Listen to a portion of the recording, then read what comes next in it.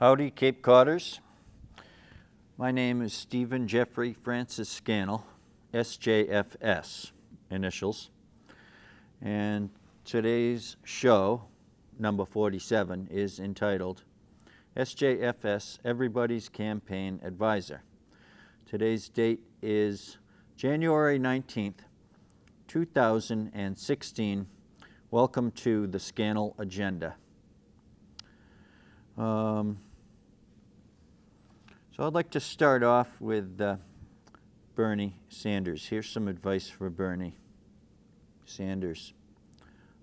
Get into Brooksley Born and what she was purposed to do. She was hired by the government to be a futures regulator, and she thought that the derivatives, which caused the crash of 2008, rather, I don't like calling it a crash, I like calling it the financial coup of 2008, because a lot of people kind of made off with the great wealth and treasury of the USA.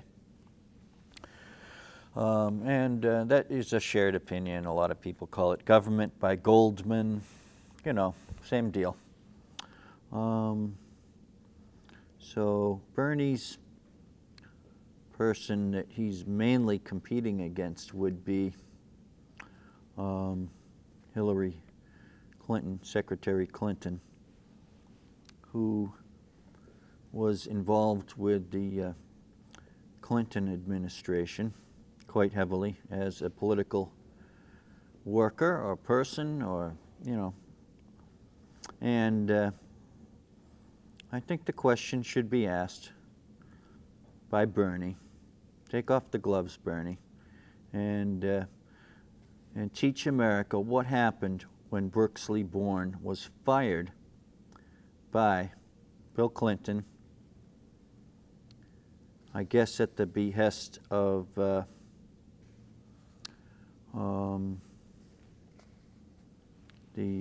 Secretary of the Treasury and the Chairman of the Federal Reserve. And who would that be? These are big people in finances, right? So what happened was with the derivatives, derivatives is this funny game where you turn a promise into basically an insurance policy, which stands for some kind of monopoly money, which it wasn't really of value, but they puffed it up and said, oh, it's valuable. You know, if I promise you, you promise me. And so that allowed, as in 1929 crash, that allowed the markets to get over-leveraged. So there's nothing new under the sun. So Bernie, if you're talking about regulating the banks, and you're running against somebody who wasn't good at regulating the banks, and a big accident happened because somebody wasn't good at not firing Brooksley Born. Brooksley Born, that's what you want to do, Bernie. Concentrate on Brooksley Born. Why was she fired, and what were the consequences? Just teach. Do a little teaching here, Bernie. Now, Donald Trump, I heard his presentation to Liberty University, and I didn't really learn much there. It was, I kind of kept saying to myself, didn't I see this before, you know? So I would like you, Donald, please put in some more questions to the pros. In other words, to the lifelong activists who have been in government all their life, whether it's a bureaucrat, elected officials, or in my case, kind of a loser, political prisoner, marginalized character with some good ideas. I mean, go for looking at the best ideas. I think I'm the best there is in fisheries, and I was really punished quite harshly with the pond issue on Nantucket. You see, when the right and left agree, when the fringes agree, or when you get agreement from the two parties, sometimes that can be good, and sometimes it can be very bad, or even, just bad. So I would like to say to Donald Trump, do some more studying, and that means question and answer periods whereby you sit in a room, and if people have something to say about, proposals for or presentations to the management, let's talk in a business context, Mr. Trump, and say, make believe I'm the manager, I've been elected president, we have to move forward, I want to tighten up these systems, what are you going to do to help me to tighten up these systems and get the fat out, make them more efficient, and teach him how to do that. He's been running hotels and running a business for a long time, and I happen to have watched the British over there go through a process of advising that Donald Trump be not allowed into Great Britain, which was more advice and a show, and I found it to be quite impressive that they would do that for us, and I would like to thank the British for doing that on both sides of the issue.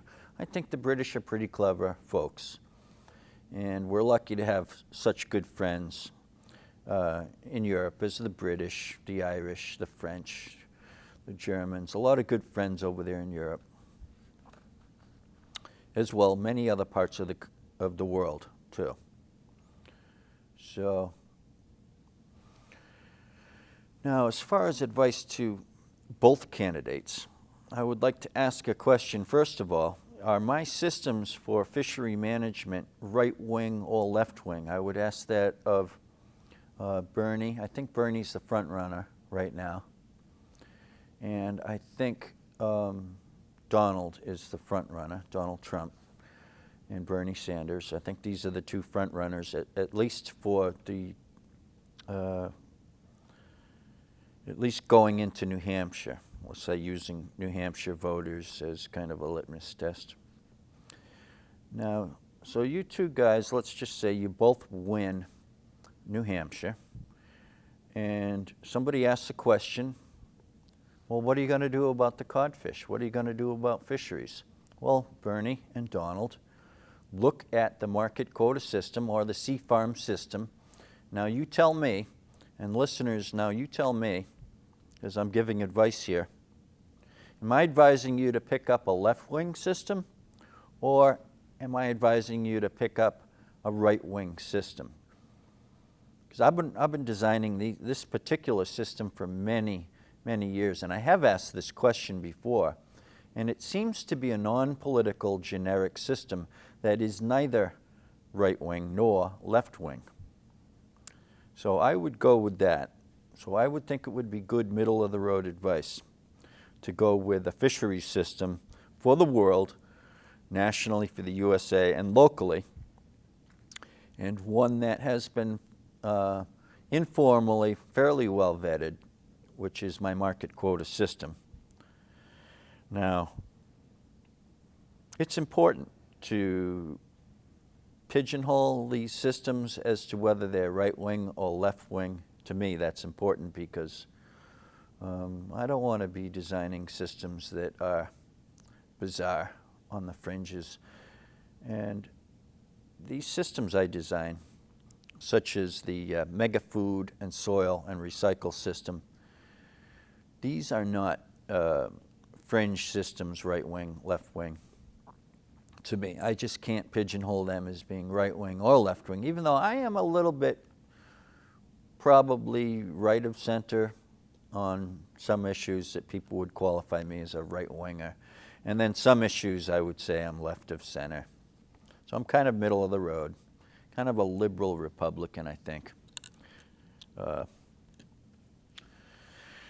So now the bad soil and the general malaise, I want to give advice to our candidates, presidential candidates, on this issue, because add to the codfish the bad soil and general malaise caused by bad food from bad soil. That's an issue to me, and it's an issue for a lot of Americans. Well, I'm offering this mega food and soil and recycle system. Recycle kind of gets thrown in there. It was what basically primed me to add the other two, food and soil.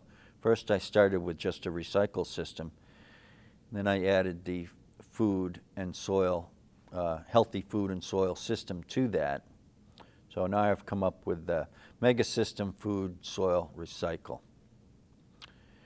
Now that is neither left or right wing to me. And it can be something that we do, advantage the good, disadvantage the bad, good and bad. These are things. It's like the fisheries system. You advantage the green fishing and you disadvantage the hard bottom dragging, let's say. Oh, we can just do away with that. Now, some things medically just cannot be pinned down. I think we have to agree on that. We could study another 40 years with all this bad food that we're eating, and we're still not going to have it pinned down. But people are going to say, you can't say that, you can't prove that. Now, let's be reasonable here. We're eating food from bad soil, and we're getting sick. So, therefore, we want to advantage the soil, advantage the food, so that we eat good food, so that we don't get sick. Now let's just divert for a second here. I was listening to Barack Obama, and he said, as he was doing his State of the Union, by the way, I saw George Herbert Walker Bush's third State of the Union. I was there for that. And that was pretty neat to be there. I felt quite honored to be there. But in this, Barack Obama was looking back, he was commenting to Joe Biden.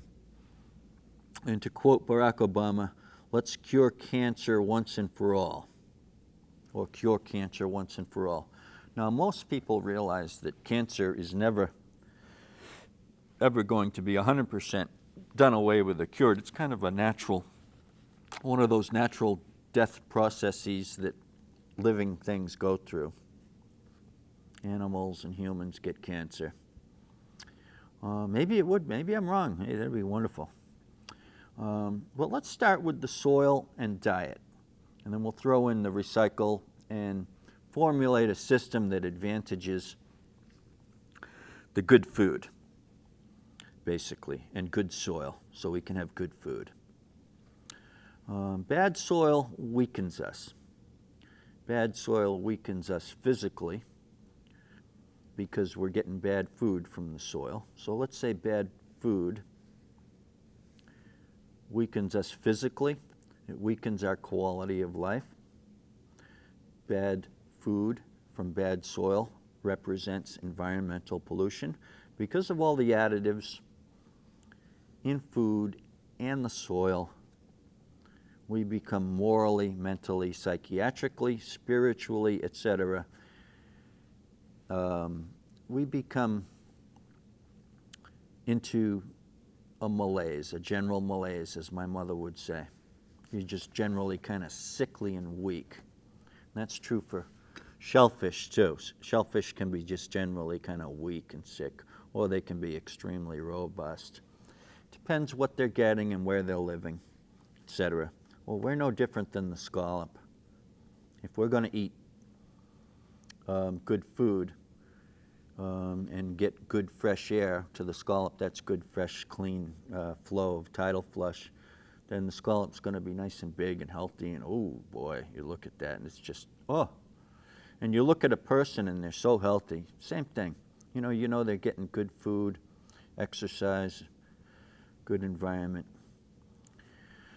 Now, there was a caller today on C-SPAN, and he said, we're feeding cancer to people.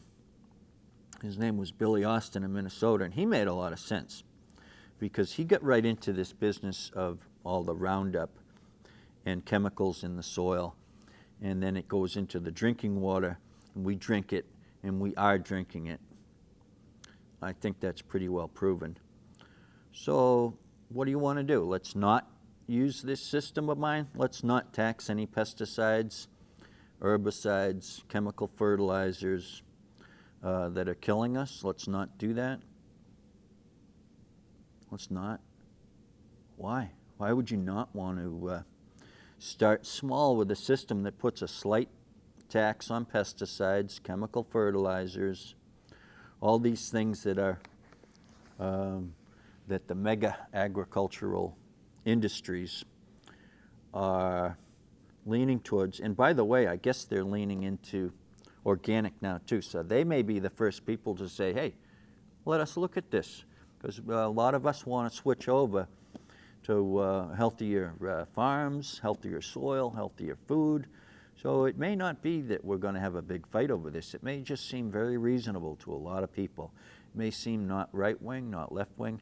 If we start it small and if we're reasonable, we can put taxes on the bad and then incentivize the good. And as I said in the other show, the good things are like the organics going into the soil. And sometimes the chocolate and peanut butter come together, such as this. There's a lot of people saying we have to clean up the fuels that are in the forest. Now these forests contain a lot of organic matter that can be collected in the tonnages, huge tonnages. And this stuff can be composted and worked into soil. It may not be the best, but it's something. And then we can use biosystems for other things that can enrich soil, and we can really push the healthy, rich soil. Now that wouldn't be a dumb thing to do. If we're going to subsidize something, subsidizing soil, if it's done properly, if we start small, we'll do it right, I think.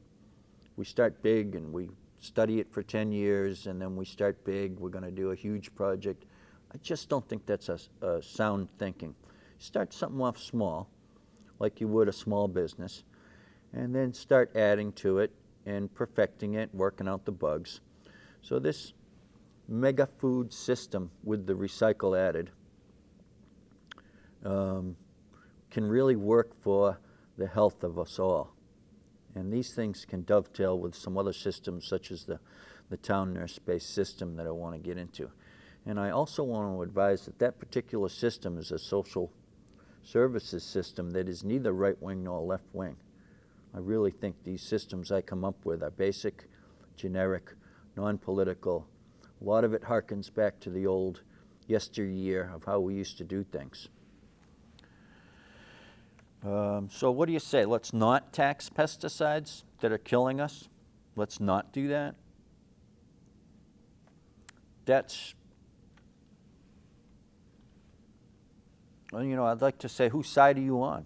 You know, whose side are you on if you don't want to tax pesticides slowly and herbicides, and then basically you can use that same dollar and as well other dollars to enhance soils. And then for some farmers that are big agribusinesses, they can have some patches that get expanded, and they can move towards a certain percentage of their farm being organic. Now that would be the thing to do. So to bring a farm that's a big agri company owns that farm, big huge corporations, and say, we want you to be 2% organic. And then once they're 2%, now they know how to do it. Say, we want you to go for 10% organic. And we're going to subsidize you. And we're going to take some of that money that we're taxing the pesticides and herbicides and the chemical fertilizers, et cetera, et cetera.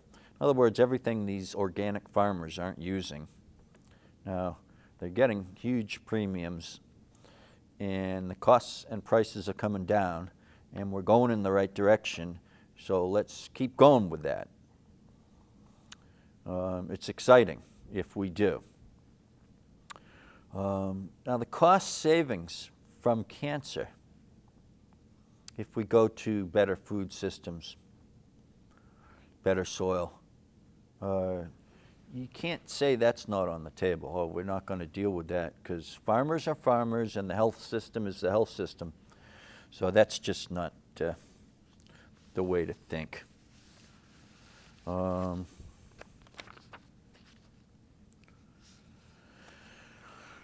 So the way to think here is that we don't have the budget for bad soil.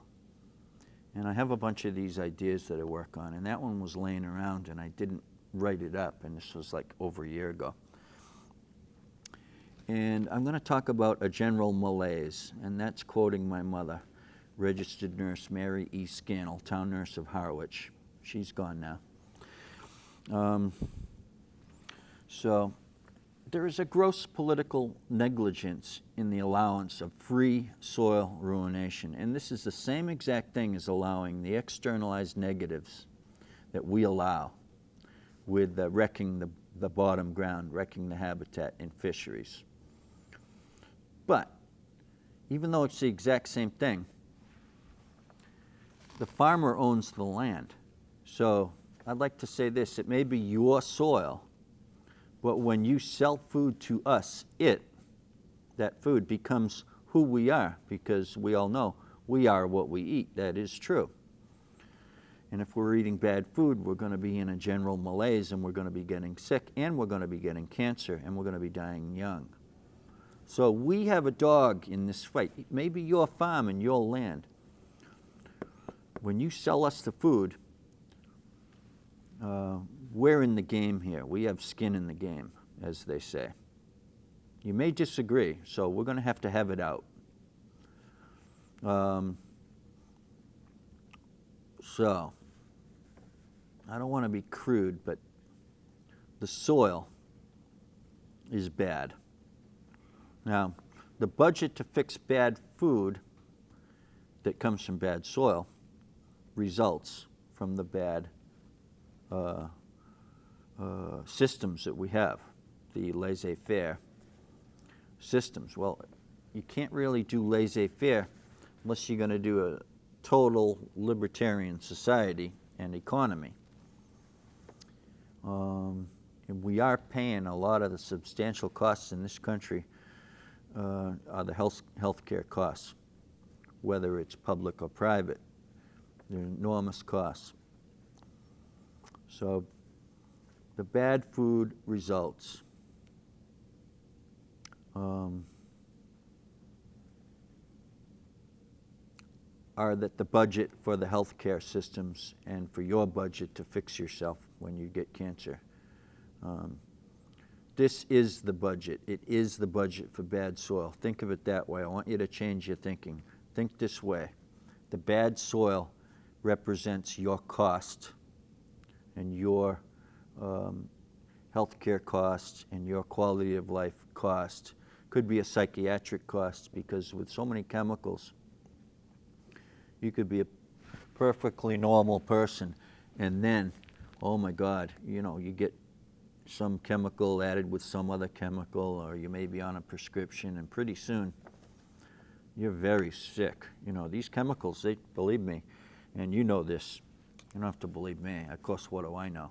All these chemicals, you and I all know this, they don't have them figured out as to, you know, what the interactions between them are. So, do you want to find out, or do you want to wait to find out? Geez, that's too much, you know? We can't wait. The clock is ticking, as I say once in a while. The clock is ticking. Now, these are costs to the people, costs of foisted bad food from bad soil. So think of the bad soil as your budget for your health care. And when they say, oh, this is my soil and you stay out of my business, I'm going to put petrochemicals, and my plants are going to eat nothing but this chemical stuff. I'm feeding them, and you have nothing to say. And if I want to put herbicides on my land, if I want to put all the pesticides I want, and that's making me the money, well, what about thinking this through a little bit? Thinking it through might be a good idea now that we're learned about all the healthcare costs of bad food. So my thinking is that our candidates need to talk about the codfish, and they need to talk about bad soil, and they need to talk about the sea farm system and the mega food and soil and recycle system. We got to get them on the page here to talk about some common sense systems. I'm going to get into fisheries, and I'm going to get into some other things, but and I'm still working, just so you know, on this. I'm really having fun working on the tripe system. All right. So now I'm the advisor, everybody's campaign advisor, advising Bernie, advising Donald. Isn't that wonderful? But more so advising to the advisor to the voters, and especially a prod, that's me, a prod to the future voters. And I'd like to say to the future voters who are kind of sitting on the fence, don't give me excuses, because I've held the door open for some people who didn't hear excuses. They went and they voted, and you got to realize they built this country. And so don't shirk your responsibility and your duty, your civic duty, to get up off the couch and vote. And know what you're doing, not necessarily, but at least vote. Okay, well, that's the Scannell agenda. Thank you very much.